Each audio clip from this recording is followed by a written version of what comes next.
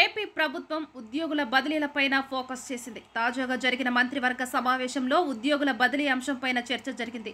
ప్రజా సంబంధ శాఖల్లో త్వరలో ఉద్యోగుల బదిలీలు చేపట్టాలని రాష్ట్ర మంత్రివర్గం నిర్ణయించింది. రాష్ట్రంలో ప్రభుత్వం మారిన తర్వాత కార్యాలయాల్లో కొంత మార్పు కనిపించాలన్న ఆలోచనతో ఈ నిర్ణయం తీసుకున్నారు. ఇదే సమయంలో కొన్ని కీలక శాఖలకు చెందిన వారికి మాత్రం మినహాయింపు ఇవ్వాలని డిసైడ్ అయ్యారు.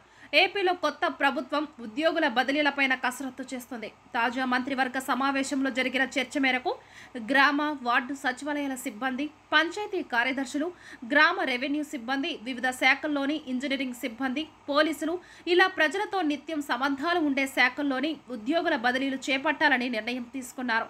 ప్రజలు రోజువారీ వ్యవహారాలతో సంబంధాలు లేని ఉపాధ్యాయులు, వైద్యులు వంటి వారికి ప్రస్తుతం బదిలీలు చేపట్టాల్సిన అవసరం లేదని మంత్రివర్గ సమావేశం అభిప్రాయపడింది.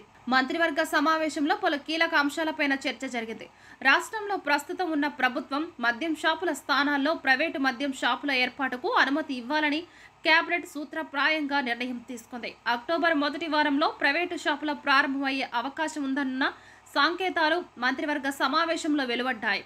అధికారిక అజెండా తర్వాత సీఎం చంద్రబాబు మంత్రులకు పలు అంశాలపైన దిశానిర్దేశం చేశారు. జగన్ పైన ప్రజల్లో తిరుగుబాటుకు కారణాలను గమనంలోకి తీసుకోవాలని మంత్రులకు సూచించారు. ఎమ్మెల్యేలు, మంత్రులు తమ నియోజకవర్గాల్లో నియంత్రత్వ వైఖరి ప్రదర్శించవద్దని చంద్రబాబు స్పష్టం చేశారు.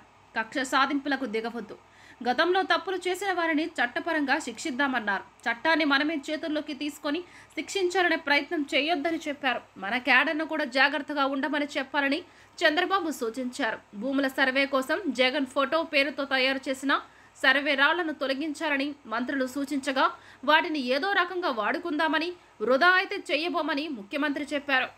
Save a life. Download uBlood app. uBlood for the new blood.